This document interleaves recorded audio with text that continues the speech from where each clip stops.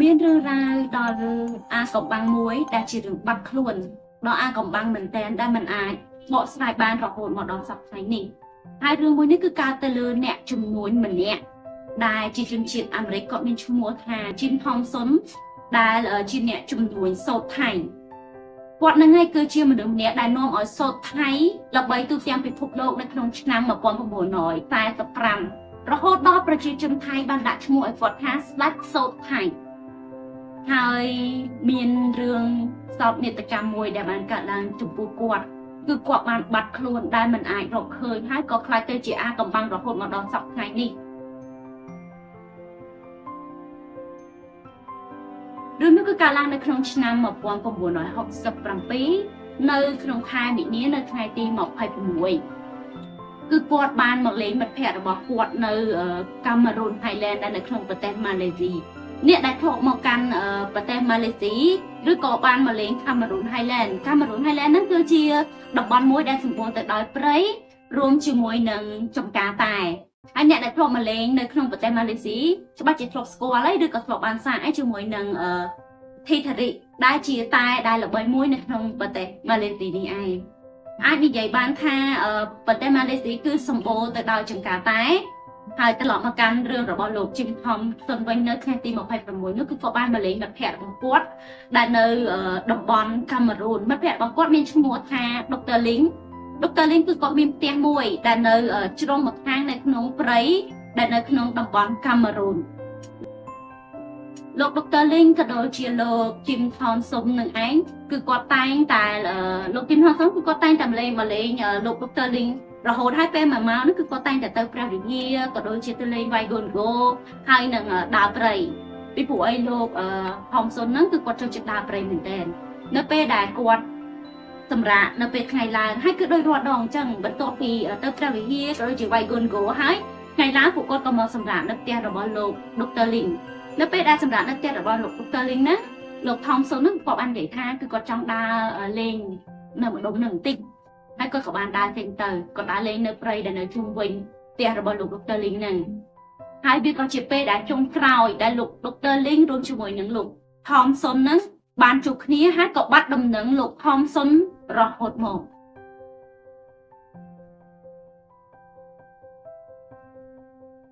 ព្រោះឲ្យលោក Dr. Ling គឺគាត់ឆ្ងល់ថាហេតុអីក៏បាត់មិត្តភ័ក្តិរបស់គាត់ណាដោយសារតែថាដើរលេងនៅជុំវិញផ្ទះនេះតែបន្តិចព្រៃដែលនៅជុំវិញផ្ទះនេះណាបើនិយាយថាបើព្រៃជុំវិញផ្ទះនេះអាចថាគាត់វង្វេងប្រហែលជាអាចទៅរួចទេដោយសារតែម្ដុំនេះគឺគាត់ឧស្សាហ៍ដើរហើយលោក Dr. Ling ហ្នឹងក៏នៅរងចាំមិត្តភ័ក្តិរបស់គាត់ដោយដែលយើងបានដឹងថាហេតុអីមិនដាក់ពាក្យបណ្ដឹងទៅសមត្ថកិច្ចភ្លាមៗនៅពេលដែលបាត់ខ្លួនតែបើសិនជាតាមការដឹងគឺរយៈពេល48ម៉ោងទើបយើងអាចដាក់ពាក្យបណ្ដឹងបានអញ្ចឹងលោក Dr. Ling ក៏គាត់រងចាំរហូតដល់48ម៉ោងនៅម៉ោង7ដែលម៉ោង7:30នាទីគាត់ក៏បានទៅស្ថានីយ៍សមត្ថកិច្ចដើម្បីដាក់ពាក្យបណ្ដឹងទៅកាន់សមត្ថកិច្ចថាមិត្តភ័ក្តិរបស់គាត់គឺបានបាត់ខ្លួនហើយតែសូត្រថៃនឹងបានបាត់ខ្លួនហើយស្ដេច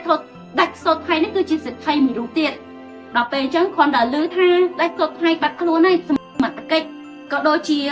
សមត្ថកិច្ចក៏នាំគ្នាចេញទៅរុករកដែលមានគ្នា30នាក់ណាគឺចេញទៅរកលោក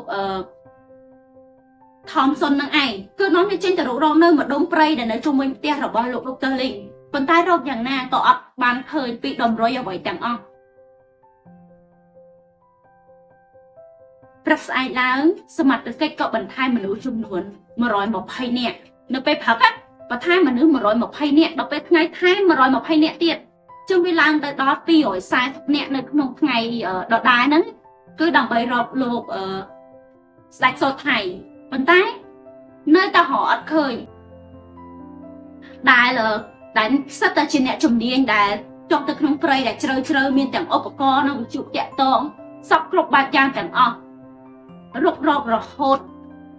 តែมันបានឃើញដានឬក៏ស្នាមជើងឬក៏អ្វីបន្តិចរបស់លោកស្ដេចសូត្រថៃនឹងទេគាត់ដល់បន្ថែមនៅទាហានអង់គ្លេសដែលគាត់នៅក្នុងតំបន់កាមេរូននោះដែរគឺថែមដល់ទាហានអង់គ្លេសហើយរួមជាមួយនឹងឆ្កែដែលពូកែហិតក្លិនយើងនឹងស្រាប់ហើយថានៅពេលដែលប៉ូលីសប្រើឆ្កែដែលហិតក្លិនហ្នឹងច្បាស់ជាអាចនឹងរកឃើញដំរុយអ្វីមួយប៉ុន្តែជាក់ស្ដែង គឺអត់បានរកឃើញសំបីតែស្លាកស្នាមរបស់គាត់ព្រោះអត់ឃើញហ្មងណាបើសិនជាគាត់ស្លាប់ក៏អាចនឹងឃើញសាកសពឬក៏ឆ្អឹងរបស់គាត់បើសិនជាឆ្កែទៅចកទីក៏នៅសល់ឆ្អឹងដែរត្រូវអត់បើសិនជាមានសត្វសាហាវដែលនៅក្នុងព្រៃស៊ីណាក៏នៅសល់ឆ្អឹងដែរប៉ុន្តែនេះសំបីតែស្លាកស្នាមដានជើងក៏រកអត់ឃើញទៀតអត់ដឹងថាគាត់បាត់ទៅណាគាត់បាត់យ៉ាងអាកំបាំងបំផុតធ្វើឲ្យរឿងមួយនេះគឺល្បីមែនទែននៅក្នុងប្រទេសម៉ាឡេស៊ីនៅក្នុងឆ្នាំ1967នឹងឯងការរុករកលោកជីមជេមសុននេះគឺរុករកអស់រយៈពេលជាច្រើនសប្តាហ៍ប៉ុន្តែនៅតែមិនឃើញតម្រុយអ្វីទាំងអស់រហូតដល់សមត្ថកិច្ចគាត់ក៏បានបិទសេចក្តីប្រកាសមួយនៅតាមបណ្ដាខេត្តក៏ដូចជាក្រុងនានាបើសិនជាអ្នកណាបានរកលោកជីមថមសុំនឹងឃើញដែលគេហៅថាស្ដេចសូត្រថៃហ្នឹងណាឃើញនឹងទទួលបានប្រាក់រង្វាន់វាធ្វើឲ្យមនុស្សជាច្រើនគាត់ចង់បានប្រាក់រង្វាន់នៅចំនួននេះយើងដឹងហើយថាមនុស្សគ្រប់គ្នាតែងតែចង់បានរង្វាន់ហើយប្រាក់រង្វាន់ជាច្រើនទៀតក៏នាំគ្នាចេញទៅរកលោកស្ដេចសូត្រថៃនឹងដូចគ្នាប៉ុន្តែនៅតែរកមិនឃើញរហូតអស់រយៈពេល1ខែហើយសមត្ថកិច្ចក៏ព្យាយាមរកនៅតាមព្រៃជ្រៅនឹងតំបន់ដែលនៅជុំវិញផ្ទះរបស់លោកដុកទ័រលីងរួមជាមួយនឹងព្រៃដែលជ្រៅរកអស់ហើយតែអត់ឃើញទេរហូតដល់មានពាក្យចចាមរានច្រើនដែលគេបាននិយាយថាលោកជីមចនសុនហ្នឹងប្រហែលជាគាត់រត់គេច